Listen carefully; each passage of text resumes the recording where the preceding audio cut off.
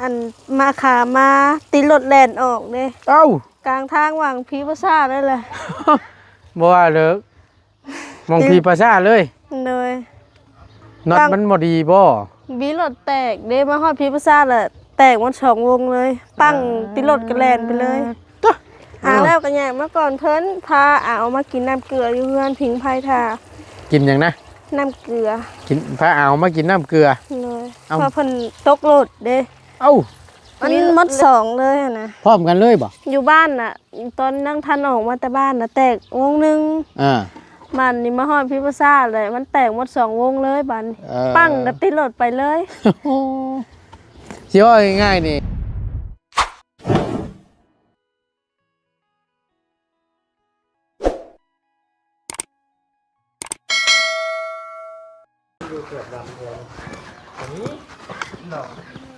เอาพี่น้องมาพบเจอกันบ้านนี่กงโก้กงโก้อยู่เห็ดสังดีเนาะต้นยังเคยนี่ต้นหมากบ่ตัวนี้นะปลูกได้จักปีแล้วตัวนี้เนาะ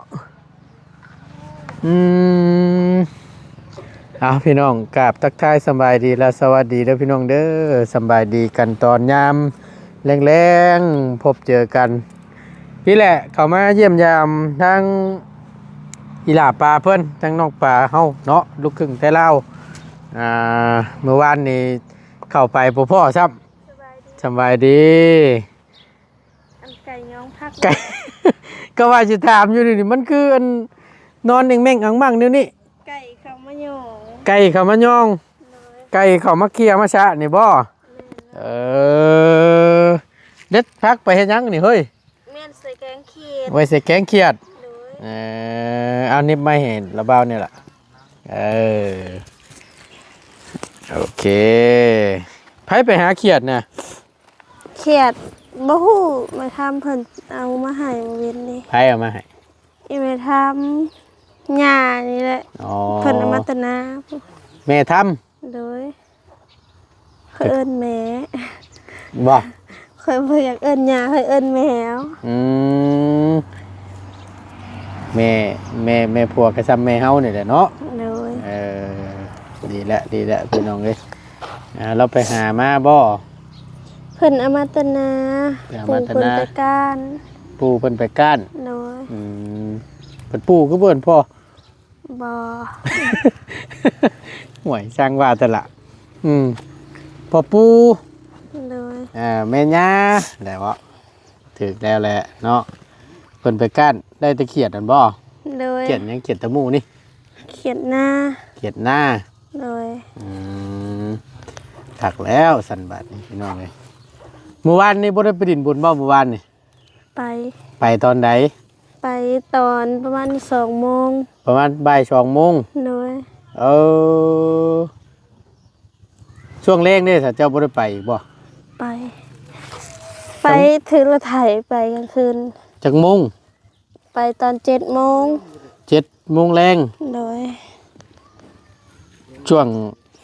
ทางระเบ้ากำลังช่วงมาได้ซะช่วงไปอยู่ได้เมื่อวานนี่เขาไปเบิ่งงานอยู่เมื่อวานนี่เขาไปเบิ่งเพิ่นพรเนาะบ่เลยพอเข้าไปค่ำกูนี่แหละพี่น้องบ่ตูนเข้าไปกับบ่ยาวบ่ไรเมื่อวานก็ได้แวะเข้าไปหาเฮือนเจ้าหั่นแหละไปรถบ่พ่อซับพ่อแต่ทางนาบ่าวเจ้าบ่โดยทางทิศเศษทิศหยังเกาะบ่เศษทิศเศษเนาะเลยเพิ่นบวชเอิ้นทิศได้พี่น้องเอ้ยเพิ่นซึกแล้วพอดีว่าเข้าไปเยี่ยมแล้วพอดีพ่อก็ได้แวะเข้าไปเยี่ยมยามทำข้าวเพิ่นกับทางบ่าวนฤทธิ์เนาะเลยนาบ่าวอีกคนนึงเมื่อละบ่ฮะเมื่อไว้แกเมียโทรมาให้ออกไปแก้มันให้โอเคเดินทางปลอดภัยเอ้ยโดยเจ้าโดยค่อยไปค่อยมาโอ้คักแล้วน่ะ เอาก็พอดีมาเยี่ยมยามนี่แหละพี่น้องอยู่เพื่อนอ่าปู่ย่าหรือว่าเพื่อนทั้งผัวน้องเพิ่นเนาะก็อยู่เพื่อนอยู่หลังนั่นก็แม่นทั้งนาบ่าวอยู่เนาะ โดย ทั้งนาบ่าวอยู่ว่าซั่นพี่น้องเอ้ยแต่กับยามเมื่อก็เมื่อเนาะเมื่อดินเมื่อหยังนี่เนาะ เมื่อ เอาผัวมาอยู่บ่ได้บ่เอ้ย นายแต่งผู้แล้ว บัดแต่งแล้วจังเอาเมื่อ โดย ใครอยู่ฉันคำว่านั่นน่ะ แต่งเลยเมื่ออยู่เพื่อนเนาะพุ่นน่ะเนาะ โดย เด้พี่น้องไอ้ใครอยู่ดอกเพราะว่าเพิ่นนั้นเสียวเมื่ออยู่ได้แล้วบ่ โดย พอแล้วบ่ใส่แกงเขียดจำน่ะ พอแล้วใส่ลายอะมันจาง บ้าใส่หลายแซ่บละ เอาผักคำมันมีผักกาด หืม ผักกาดบ่เป็น ใส่หลายแล้วแห้งแซ่บ แล้วก็เอาต้น ไปปลูกกันนี่เจ้าบ่ หญ้ปลูกหญ้าเพิ่นเฮ็ดกันนะแล้วเฮาก็ปลูกซอยเพิ่น ใส่กันปลูก เลย มันคือสิเป็น มีหมักถงหมักถั่วน้ำเนใครอยู่ดอกพี่น้องเอ้ยโมแม่นเว้าๆได้มาทั้งพี่น่ะ บ่ตูนสังเกตเบิ่งแต่ละเฮือน แต่ละครอบครัวโอ้ยอมรับว่าเพิ่นขยันคนทั้งนี้ปลูกผักปลูกหมักทั่วปลูกหมักแตง เลย ถือว่าขยันนะยอมรับอยู่เพิ่นบ่ได้อันนั้นจับบ่ได้ซื้อมีแต่ปลูกก็ปลูกลายแล้วก็ไปขายเคยไปขายอยู่บ่ บ่อา ยักษ์ ย ฮะ อาย เฮ้ยจังสิไปอายเฮ็ดได้สิได้เงินเพิ่นจ้ะ บ่กล้าไปขาย เนาะมันก็อันบ่ได้เงินเพิ่นในทงแล้วอ่ะ เลย ลองเบิ่งมีแต่ว่าอายเลยบัดขายแล้วได้เงินเพิ่นบัดติดใจอยากขายเครื่องเลยฮะ บ่กล้าเด้อค่ะแต่ว่าท่านน่ะก็เขาจะเป็นลีก็คือสิหารอยู่ น้ำอย่างนี้บาทนี่โอ้น้ำกินบ่โอ้ไผนี่ป้า อันย่า ย่า โดย เอ้าคือนุ่มเถอะ เพิ่นยังโสดยังสาว กับป้าผัวปิ๊บก็ป้าไว้เถอะผัวบุรี ผัวบุรีแล้วป้าบ่โอ้อยู่คนเดียวบาทนี่สร้างว่าเถอะเว้าดีน่ะโอ้ยสบายดีเด้อเซนเด้อ เบิ่งได้ไปเว้าไปหาตัวจนเกือบผัวเบิ่งอยู่นี่พอแห้งนี่นี่ คนเข้ามาเอามื้อนี้ เอ้าสร้างว่าเถอะ กันตีกันคู่มือ โอ้ยเนาะบัดนี้แหละอยู่คนเดียวบ่บัดนี้ คนเดียวอ้ายไปเก็บมะกะเทศ เนี่ยไหนคือจังว่าตีกันกูมือ กินเยอะมากนี่แหละ โอ้ยแม่นและสันกระบอกนั่นน่ะเนาะแล้วบัดนี้แหละปะเจ้าบ่ปะ คอยทับปลาเมื่อยอดละ มืออดมือทนได้พี่น้องเลยสั่งว่าแต่ลูกก็ให้มันเพิ่นเอามือน้ำบ่ คนอยากได้ลูกเอาไปให้เพิ่น จะค้นน่ะอันว่าขออนุญาตถามคนพี่น้องในบ้านชื่อจังได้จัน ชื่อลา ชื่อลา โดย โอ้อันนั้นที่ว่าสาเหตุที่อดทนบ่ได้นี่ก็ย้อนผัว ไปหาเงินมากะได้จ้างผัวอีกเอาลูกนะไปกดมันแต่ละมือนะ บ่ว่าจ้างว่าแต่ต้องได้จ้างทั้งนี้บ่ จ้างมือหนึ่ง50,000ไปกดมันนะมือหนึ่ง215,000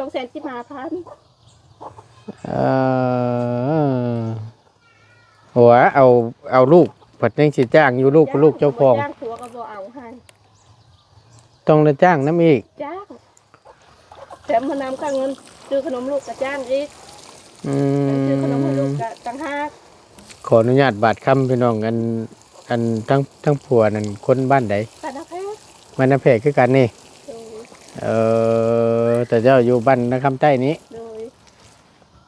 สั่งว่าแต่เอากันมาได้จักปีเลย โอ้หลายปีเติบพันแล้วประมาณ4 ปีพุ่นแล้ว 4 ปี ลูกคอยก็จน2 ปีไปแล้ว ผู้หญิงหรือผู้ชายเนี่ย ยิง ได้พี่น้องเนาะ เขาบ่ให้ลูกกันแล้วบ่มืออะ จำเป็น จำเป็นต้องเอาให้ ขอกระสีทอดกับอุดเอาเลย ลูกบ่ให้บ่โทรบ่บาด ไป นี้ ที่กันได้แล้วลูกอยู่กับแม่ เนาะโอ้ยชื่อจังไดจัง ทีละ ถามอีกแล้วติ โดย จักปีแหละ สาว 20 ปี โดย อืมมีลูกนํคนหนึงใช้เฮือนเจ้าน่ะ เด้ปูตัวว่าบ่มีผ้าอัน ตัวบ่มีฝาอัด ตัวเอาผ้าข้างทะเล อ๋อโอเคโอเคเอาเดี๋ยวทั้งหน่อยสิ่งสีอันเข้าไปเยี่ยมไปยามเด้อเป็นอะไรก็ได้พี่น้องเลยเจ้าอยู่กันจะคน อยู่กับไอ้2คนกลายเป็นเขาเอาเมียหมดแล้ว อ๋อแต่ผัวยังอยู่นั่น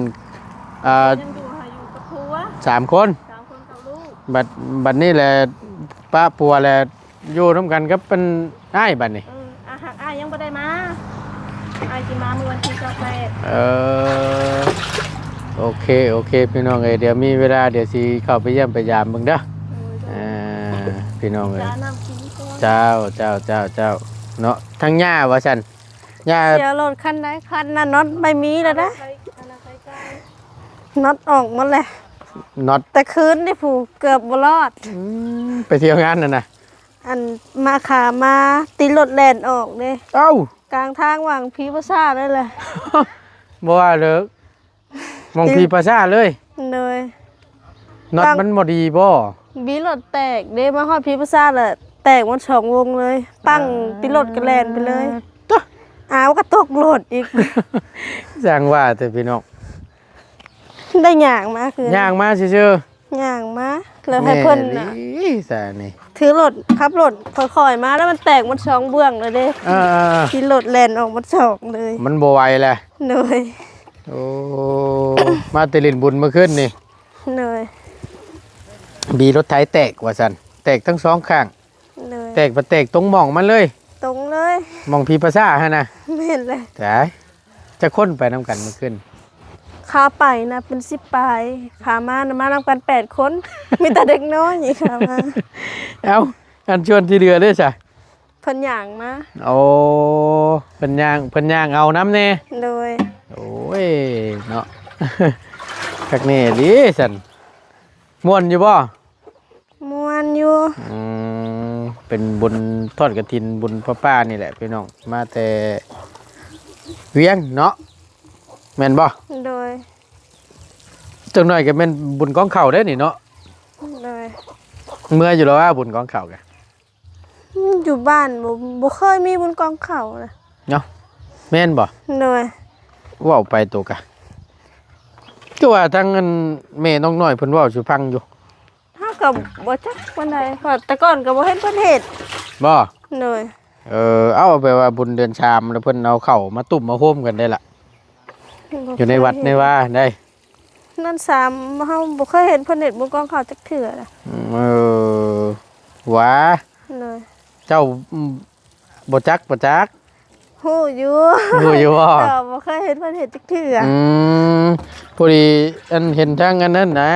ทางแม่น้องน้อยเว้าสุพังทางมันระบาวก็ได้ก็เลยได้ยินเพิ่นว่าสิมีบุญของเขาว่าซั่นบุญเดือน3นี่เอาหลอกมันบ่ให้ไปแกงนะ ดอกมันก็แซ่บคือกันแกแซ่บ คักจะได้นั่นน่ะแกงจะกับเขียดนั่นน่ะสุดยอดเลยแหละ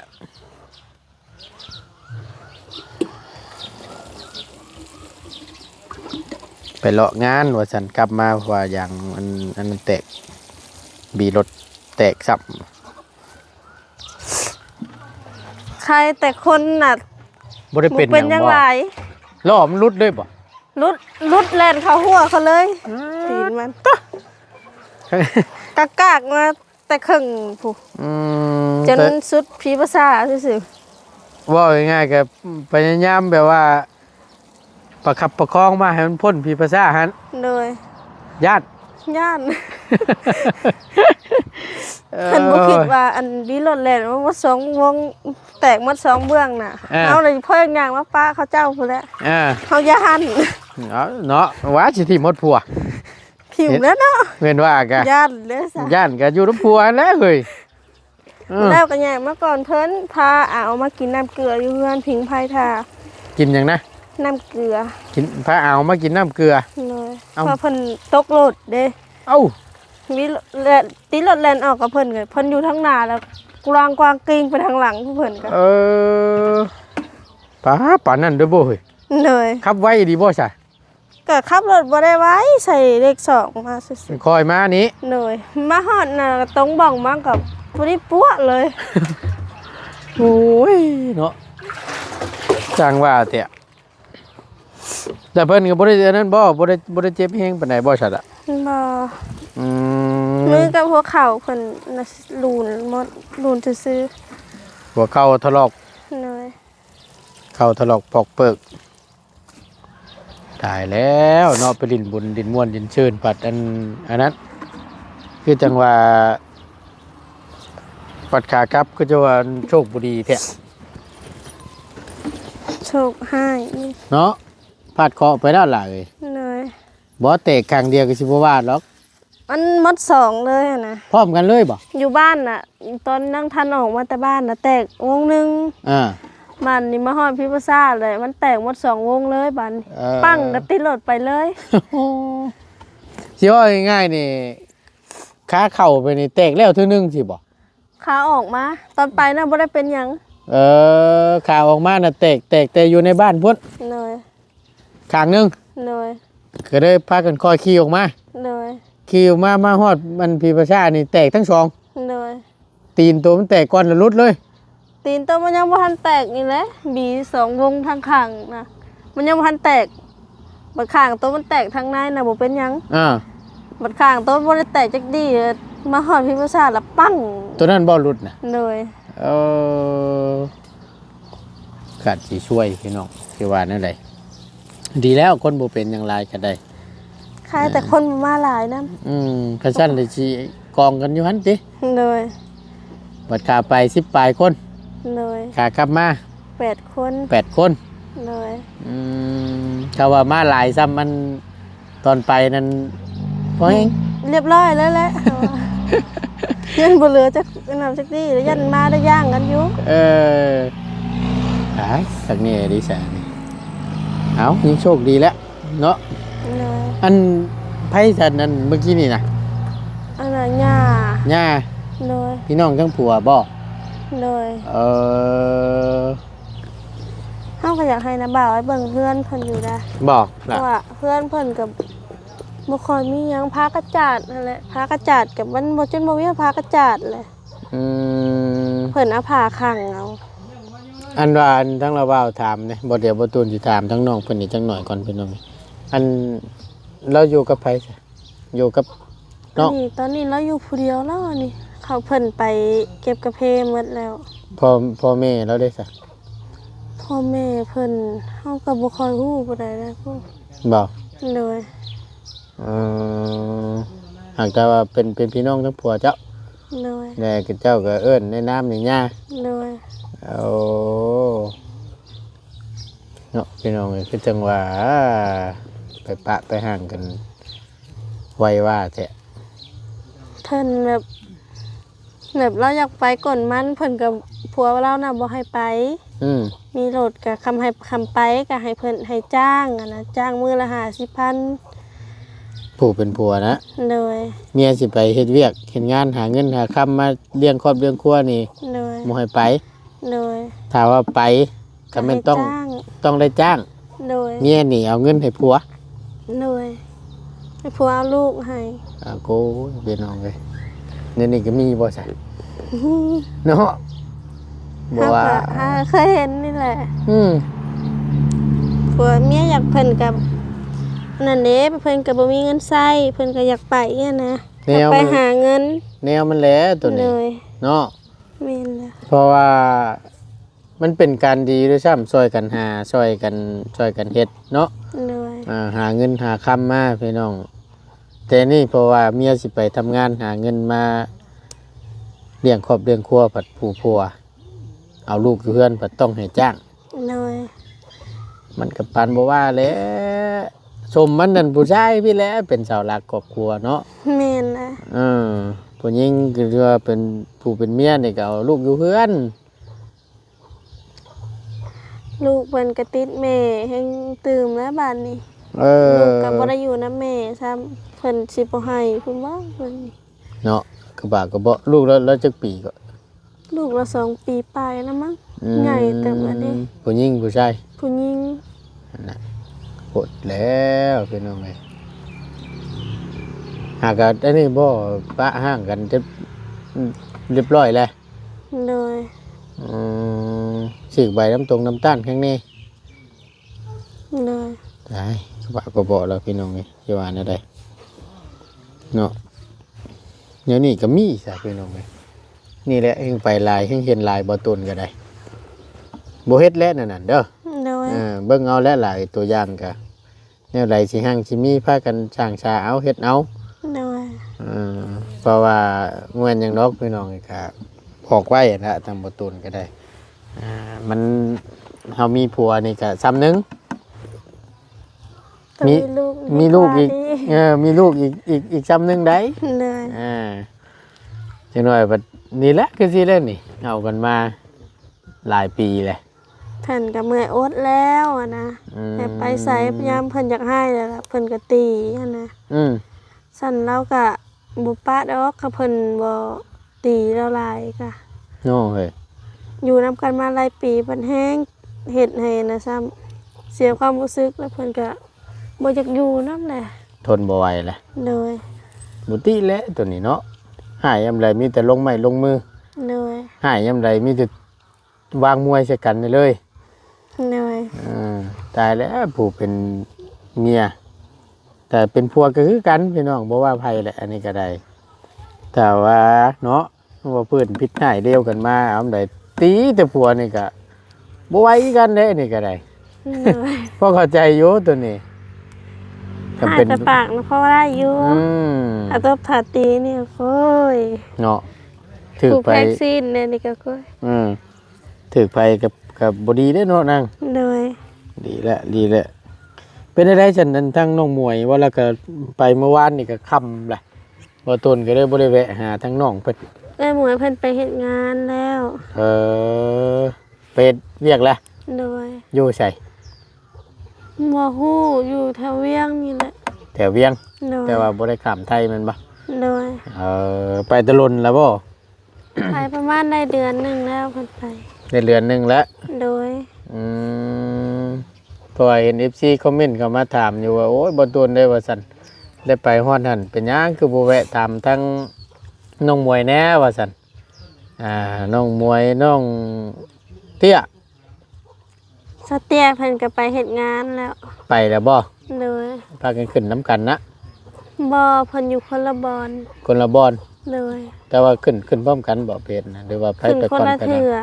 เอ้ยหมวยขึ้นก่อน อืมทางเงินน้องมวยนี่ขึ้นก้อน โดย ทางมันน้องเตี้ยนี่ขึ้นน้ำหลัง โดย แต่เฮ็ดคนละหม่อง โดย แถวเวียงคือกัน โดย เจ้าบ่อยากขึ้นบ่ อยากขึ้น อยากไปเฮ็ดงานอยู่ อืมบ่ได้เงินใช้เนาะ โดย กะว่าสิสู้อยู่บ่ สู้แล้วเห็นได้ก็สู้แล้วเนาะได้ผัวแล้วเด้อจ้ะ ก็บ่สู้ก็บ่มีได้บัด แนวมันแหละตัวนี้ นั่นแหละตั้งอกตั้งใจหั่นแหละบ้านนี้หาเงินหาคำเก็บหอมรอมริบไว้มาผูกคอต่อแขนแต่งงานแล้วแล้วก็จังเอาผัวมาอยู่เพื่อน โดย ผัวแม่นว่าอยู่พี่เลยได้เนาะเอาเมื่ออยู่พ้น โดย ทั้งปู่ทั้งย่าเพิ่นบ่ได้ว่าได้บ่ บ่ อ่า เพิ่นเว้า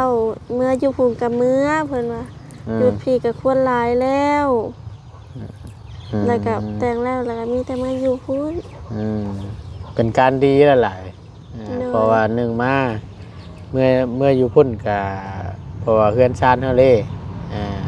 ผู้ใหญ่หลายท่านเพิ่นก็เพิ่นเฮ็ดให้นะแล้วก็เป็นเฮือนเจ้าของเลย เลย เมื่ออยู่พุ่นน่ะดีที่สุดละใกล้ประตู้น้ำแน่ใกล้มีตู้น้ำแน่ใกล้นาเบาเนาะ เลย ยามเมานั่นก็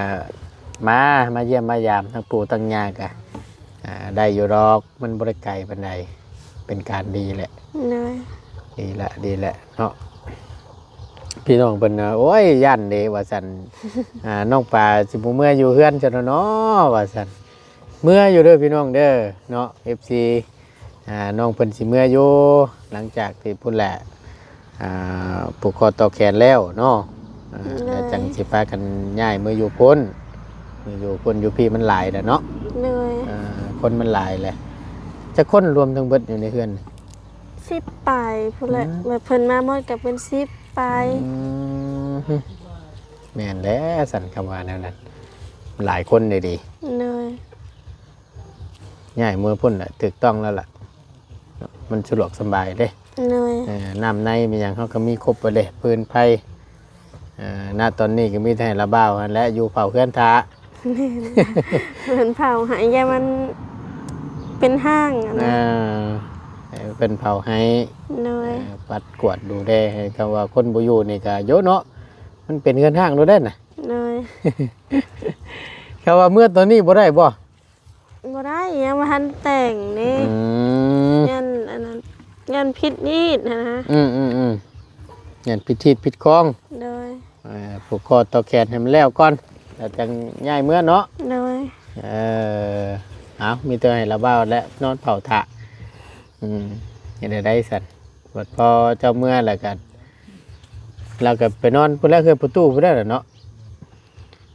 คือว่าได้ไร บางทีเพิ่นก็นอนอยู่เฮือนนั่นแหละ แล้วแต่ เลย เพราะว่ามันก็คือว่าแล้วเพื่อนหลับมึงใหญ่หนึงอยู่น้ำกันก็ได้บ่เป็นหยังดอก เลย ยันว่าลูกผัวและ เดี๋ยวก็ค่อยจูนใช้กันเนาะ เลย แม่นพี่น้องเอ้ยก็มีแต่ให้น้องเพิ่นเตรียมเป็ดอยู่เฮ็ดกินก่อนช่วงแรงๆเนาะ เลย เบิ่งหาขนมเบิ่งให้นั่นตั้งอีด่าเพิ่นก่อนตึ๊บ